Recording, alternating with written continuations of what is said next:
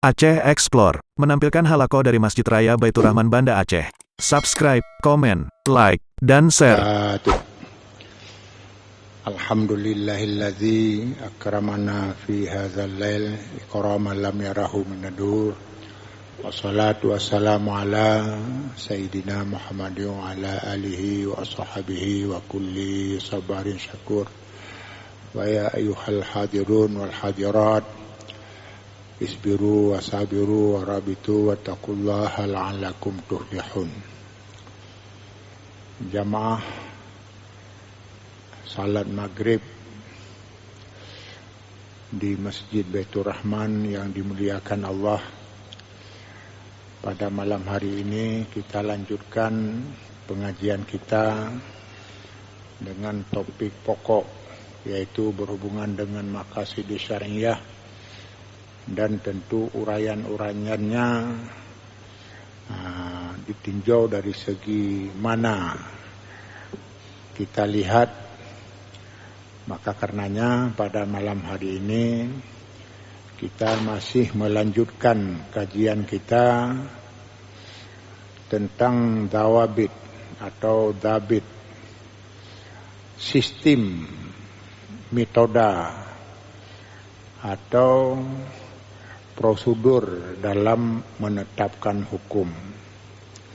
Jadi prosedur-prosedur ini akan memudah kita memahami hakikat daripada hukum Islam, keindahan, keagungan hukum Islam, dan juga kita akan mengetahui hukum Islam dalam hubungan perbedaan pendapat.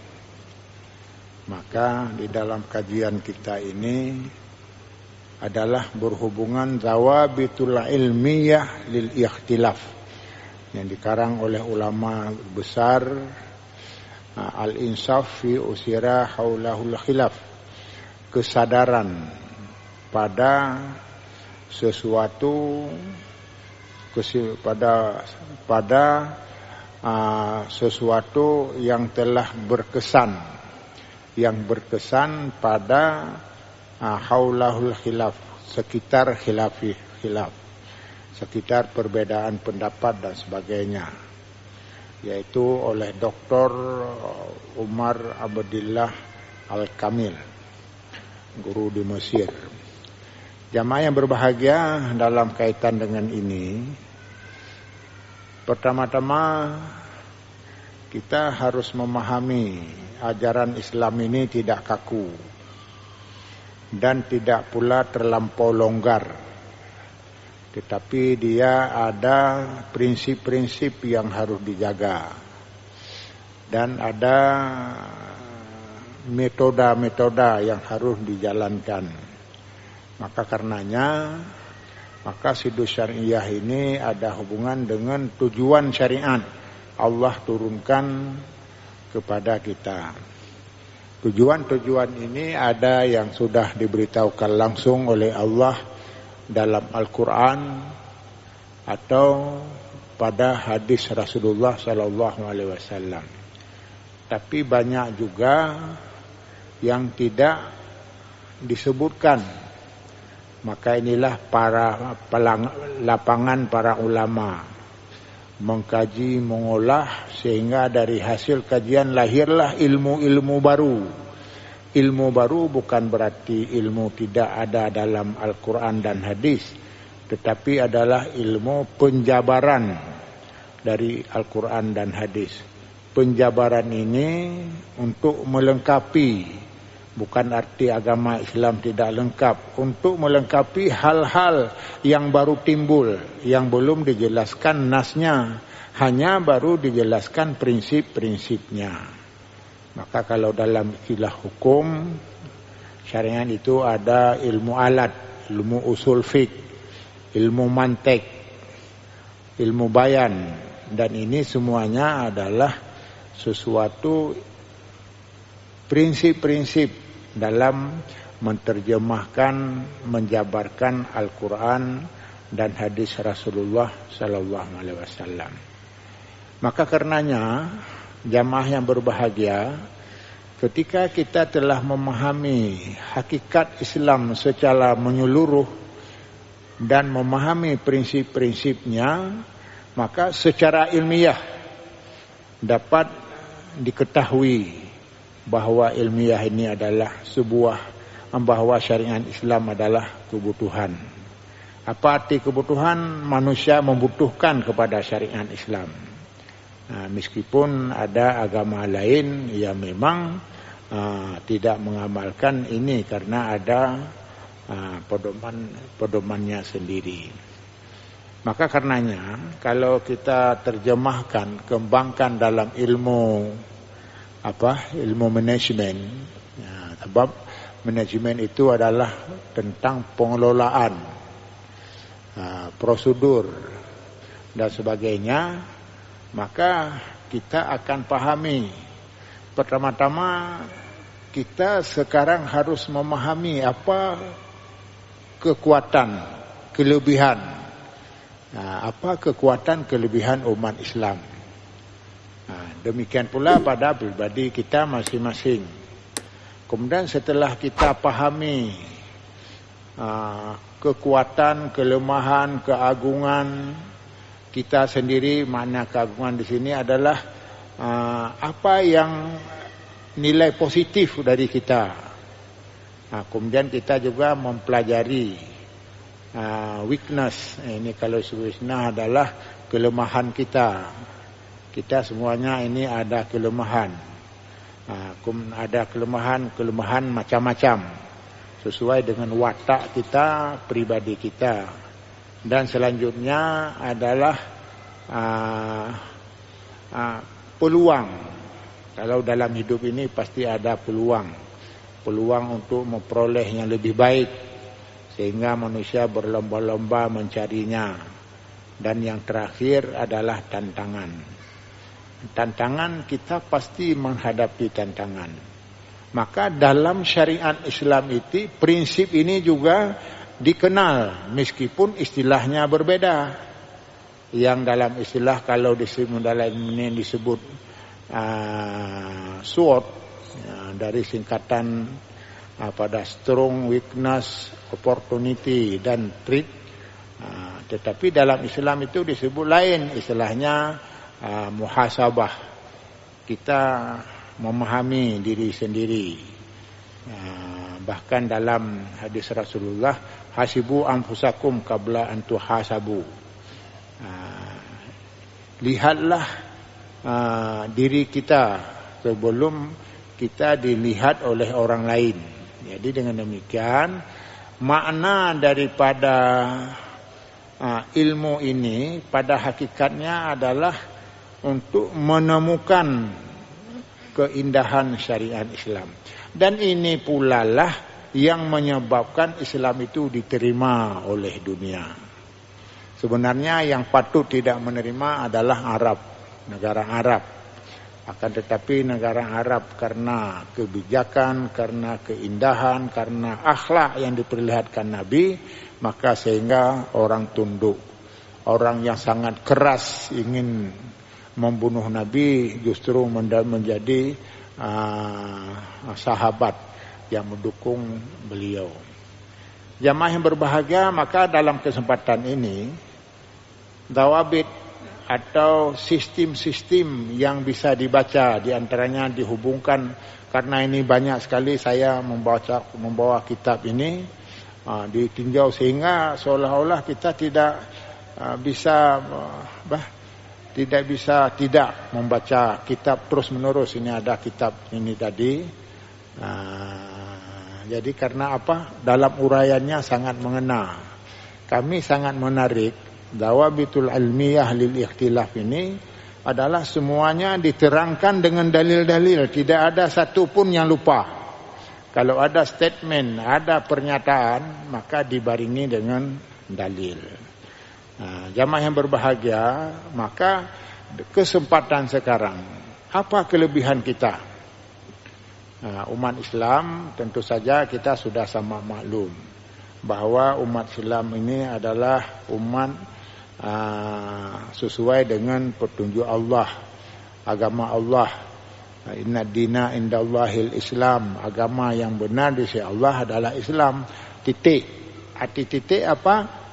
Sudah tidak ada ragu lagi. La raiba fi. Jadi dengan tidak ada ragu lagi, itu sebuah kekuatan. Kapanpun, dimanapun kita tetap kokoh, komit menjaga prinsip-prinsip ini. Jadi dengan demikian, dari prinsip-prinsip ini dijabarkan kembali apa yang melahir kekuatan kita. Jamaah yang berbahagia, ini sesuai dengan tuntutan zaman. Saya lebih cenderung membaca menyesuaikan dengan kondisi zaman. Zaman sekarang, orang Islam kurang dihargai, atau dengan istilah lain, orang Islam ini dianggap agama fatal. Kalau orang Barat menyebut agama fatal, agama yang tidak berkesudahan, agama miskin, agama papa, karena tidak bisa bersaing di dalam kehidupan di dunia. Sebenarnya ini sangat bertentangan dengan prinsip Islam. Prinsip Islam dari sejak awal sudah diajak kita untuk mampu bersaing. Mampu bersaing. Ayyul kasbi al-a'malu ya Rasulullah. Ayyul kasbi atiyab ya Rasulullah. Mana usaha, kegiatan yang lebih baik ya Rasulullah? Amalur rajuli biyadih. Orang yang bekerja dengan keringat sendiri. Orang yang mandiri. Jadi dengan demikian, tidak ada orang Islam yang ketergantungan. Sipulan tergantung kepada sipulin. Semuanya adalah bergerak. Bahkan kita sudah melihat bahwa bergerak umat Islam itu ibadah. Talbur rizki faridatun ba'dal faridah. Mencari rizki adalah salah satu kewajiban daripada kewajiban yang lain. Kemudian banyak lagi hadis-hadis. Innallaha yuhibbu ayyara ta'ban fi talibil halal. Allah paling senang melihat keringat orang karena mencari harta yang halal. Demikian pula innallaha yabghadu ayyara abadan al-fariq. Tuhan paling benci melihat orang-orang yang tidak bekerja, menganggur dan sebagainya. Hadis-hadis ini benar-benar menerangkan, memperkuat apa yang disebut dalam ilmu manajemen tadi, yaitu umat Islam adalah umat yang memiliki kelebihan dan keutamaan dan sebagainya. Maka karenanya jamaah yang berbahagia, dalam kesempatan pengajian malam hari ini kita memperkuat statement yang telah kita uraikan. Ada 16, tetapi yang kami sampaikan hanya separuh saja. Karena selebihnya agak susah kita pahami karena berhubungan dengan ilmu usul fiqh, ilmu mantek. Karena susah, karena ada yang diantaranya yang bertanya, kami tidak tahu apa yang Ustaz teraikan tadi malam. Kenapa? Kami tidak pernah mendengar istilah-istilah itu. Karena ini adalah hubungan yang dipelajari oleh para ulama.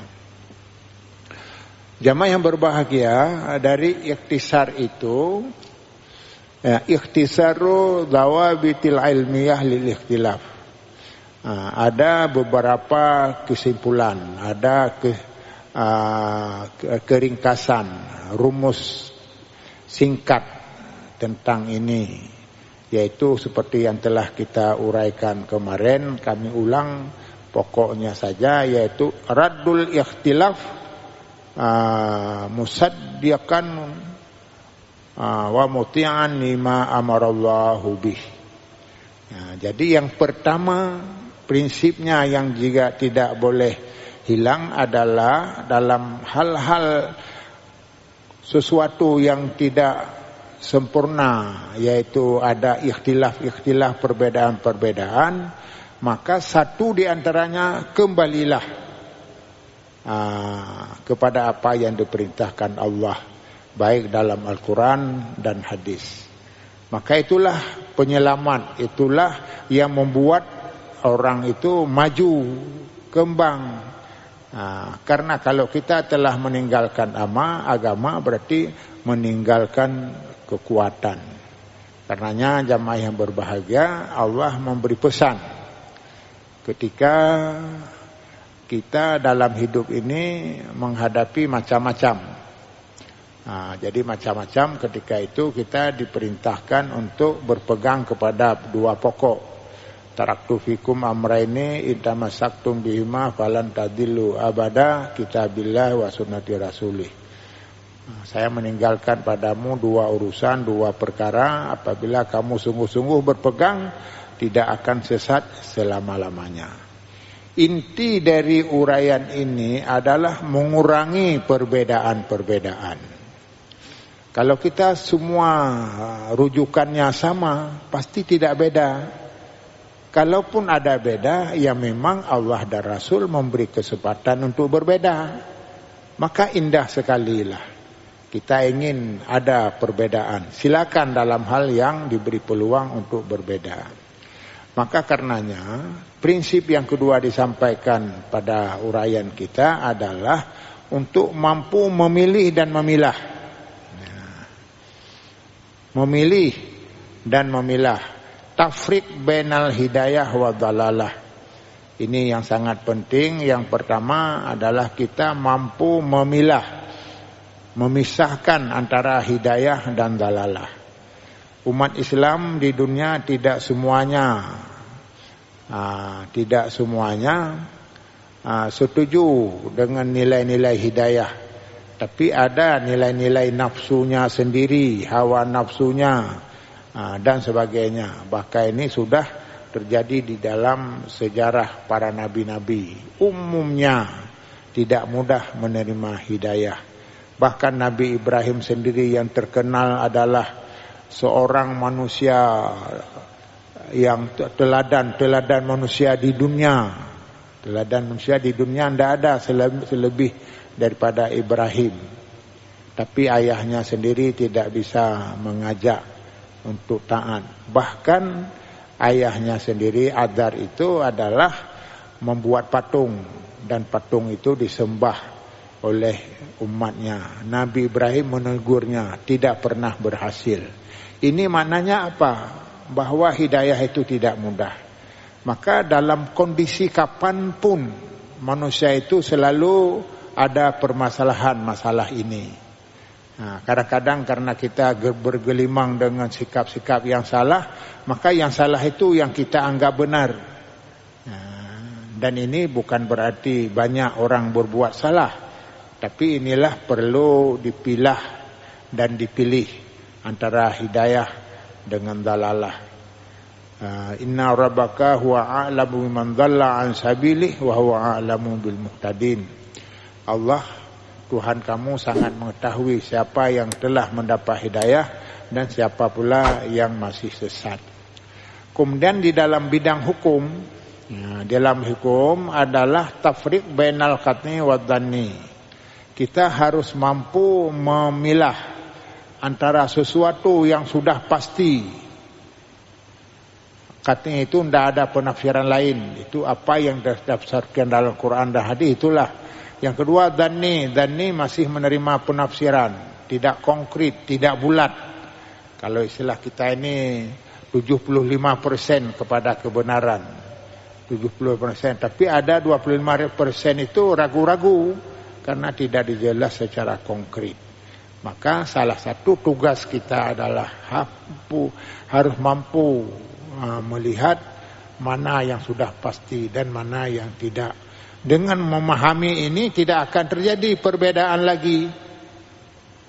Kenapa? Kalau dalam hal yang pasti kita sepakat. Dalam hal yang dhanni mesti ada, lahirlah mazhab dan sebagainya. Maka ketika lahir mazhab, timbullah pendapat-pendapat. Bahkan ada orang yang belum membaca. Ini baiklah saya membaca. belum membaca hadis. Tidak semuanya menguasai hadis. Maka ada murid kita bertanya, Ustaz, kami waktu di pesantren di Jumala dulu, setiap selesai salat diajarkan Al-Fatihah. Al-Fatihah.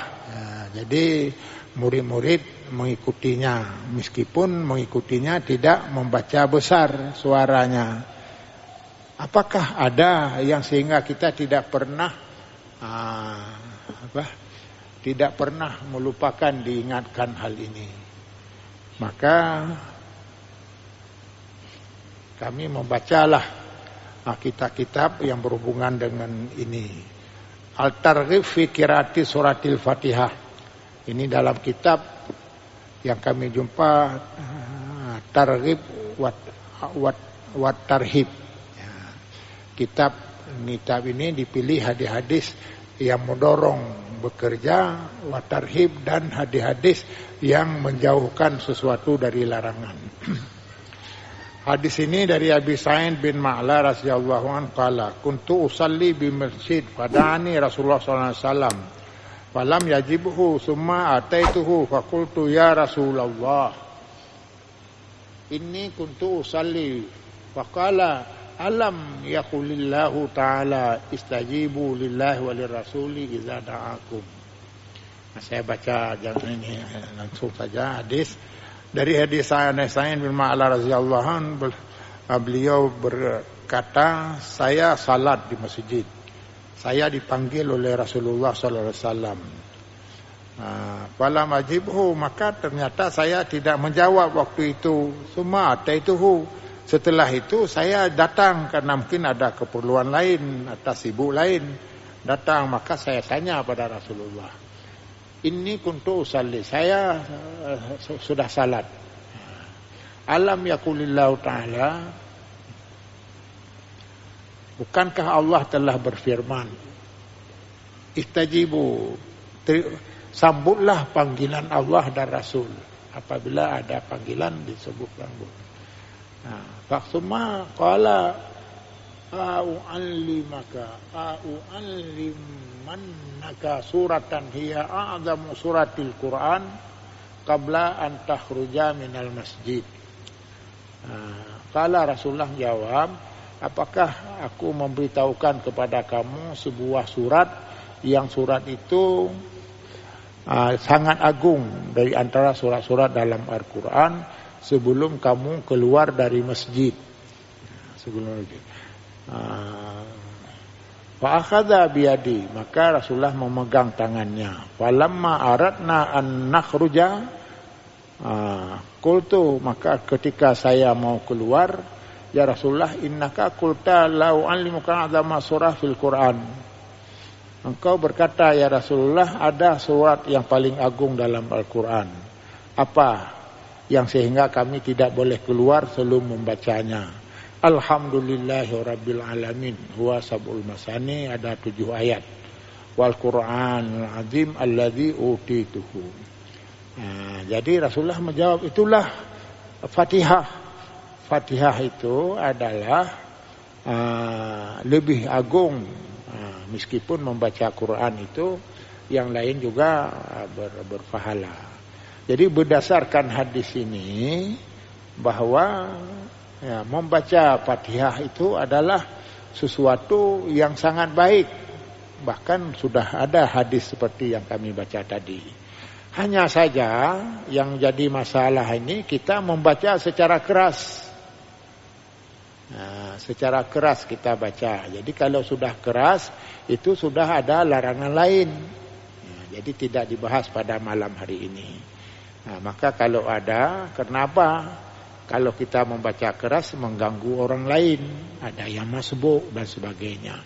Dan ini akan diuraikan nanti kalau ada pertanyaan khusus berkenaan dengan ini. Jamaah berbahagia, dalam kesimpulannya berhubungan dengan pemisah ini, kita la budda ayatla'a ala khilafatil ulama wa adillati minhum. maka mestilah labuda tidak, maka mestilah kita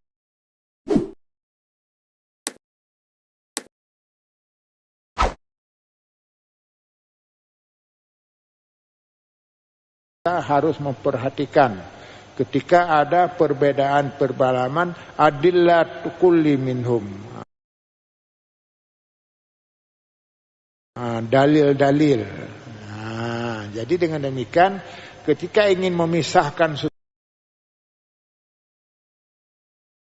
sesuatu, ini adalah metode atau sistem baru atau pola yang lebih bagus dalam menyikapi khilafiyah, yaitu untuk memperhatikan dalil-dalilnya. Ketika memperhatikan dalil-dalilnya, maka kita sudah tahu ini yang lebih baik. Meskipun tradisi kita sesuatu yang sudah melekat, sudah sering dilakukan, maka sering itulah yang paling benar. Jadi sebenarnya boleh saja. Karena kenapa masyhur sekali? Karena itu sangat benar.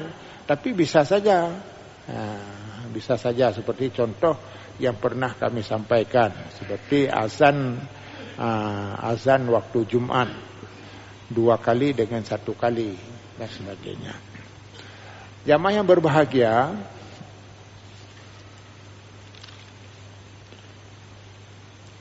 yang kedua, prinsip-prinsip yang memang sejalan dengan nilai-nilai ilmu pengetahuan. Ilmiah itu namanya sesuatu yang bisa dipertanggungjawabkan.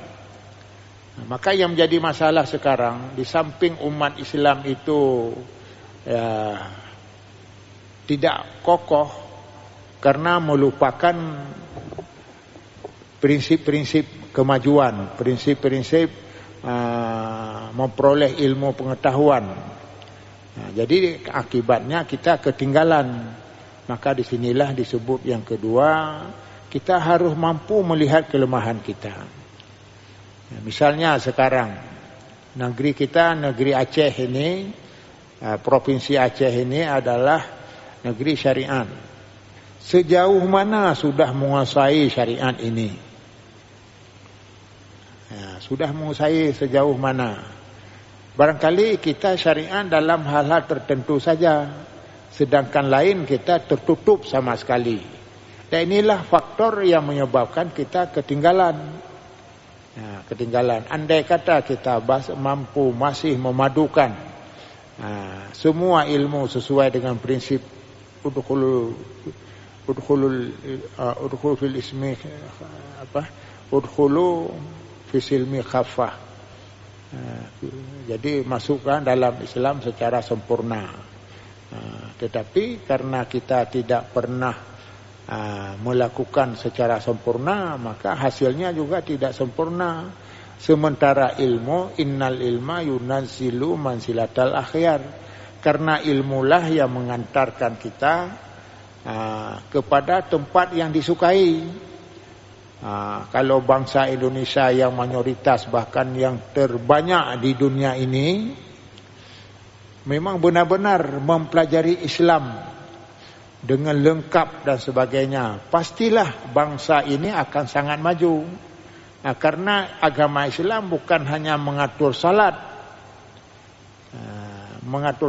bahkan ada pada masa lalu orang yang tidak mementingkan salat, bahkan terus berzikir saja sementara lupa kepada kehidupan yang perlu diraih. Maka akhirnya tidak mendapat apa-apa. Jadi disinilah disebut dalam hadis Rasulullah, idza amila amalan ayyutakinahu. Bila bekerja, bekerjalah sungguh-sungguh.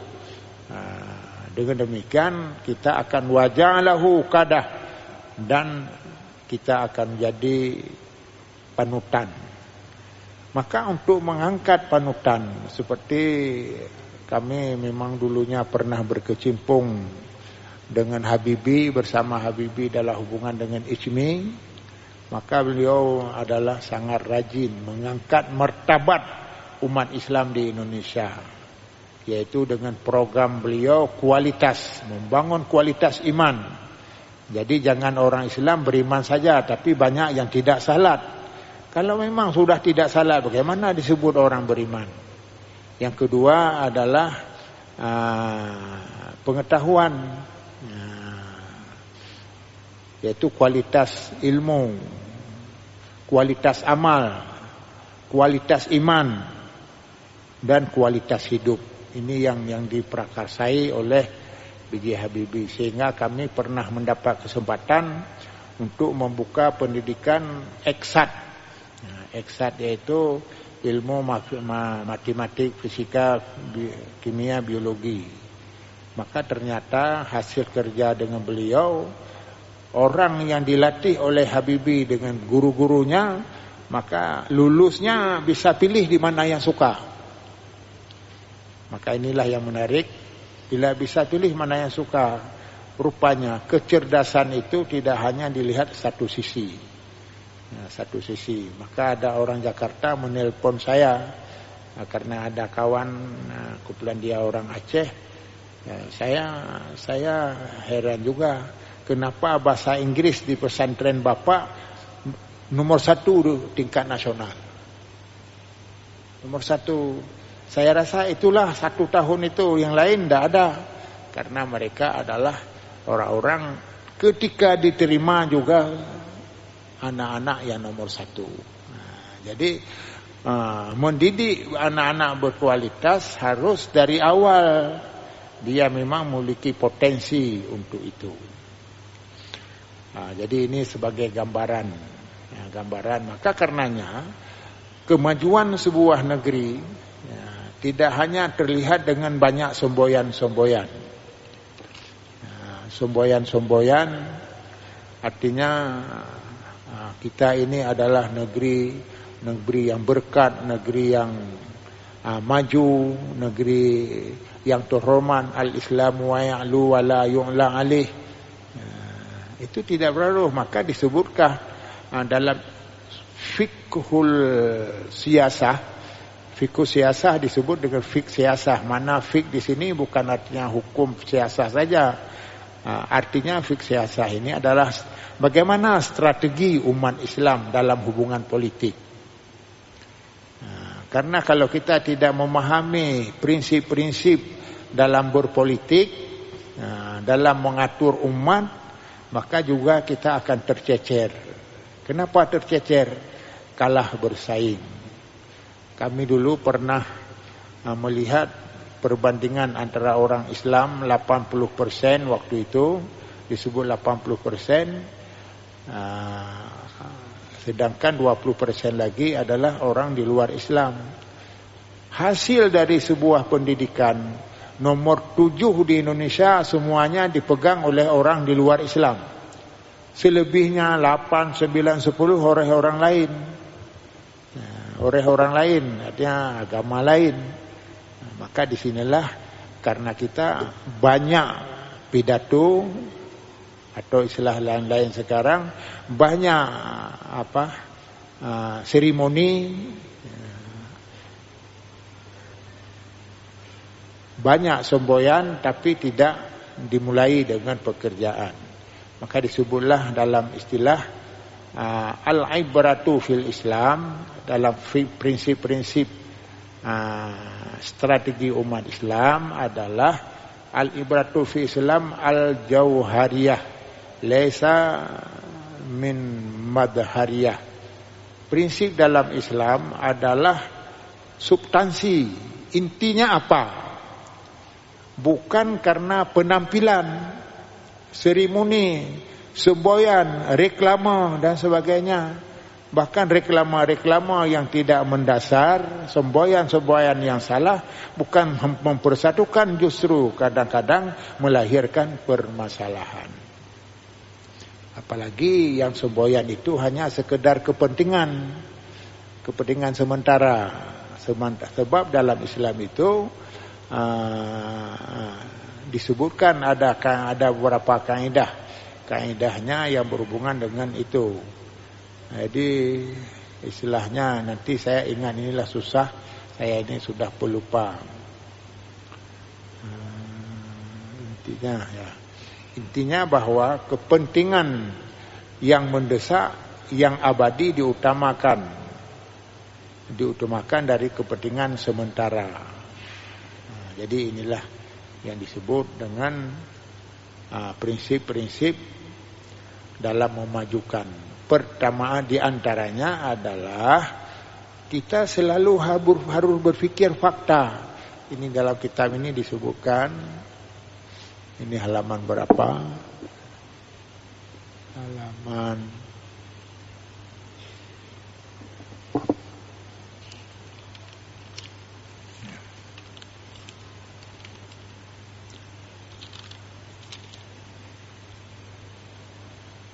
fal wajib ala du'atil Islam ay yunabbihu ila tarkisi ala mawatinil ittifaq qabla kulli syai'in wa yarfa'u syi'ari ta'awuni fi mattafaqa alaih fa inna hadha ta'awun fil fadirati ta'awun faridatun wa daruratun wa faridatun yujibu haddin wa daruratun yahtammuhal waqi'.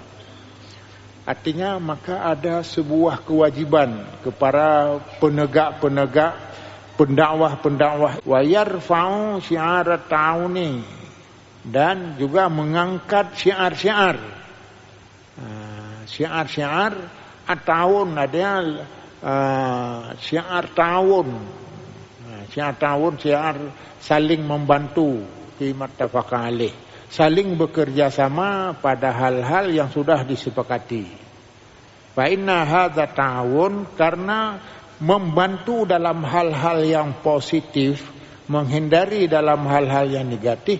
Faridatun wa daruratun, itu sebuah kewajiban, wa daruratun, yang mendesak. Ini yang mendesak. Faridatun yujibu haddin, kewajiban ini adalah diperintahkan oleh agama. Wa daruratun, mendesak ini yahtamul waqi', kena kenyataannya. Jadi kenyataannya memang kita sudah menerima banyak tantangan-tantangan. Jadi jamaah yang berbahagia, ini sengaja ini ada beberapa ikhtisar dari beberapa pendapat.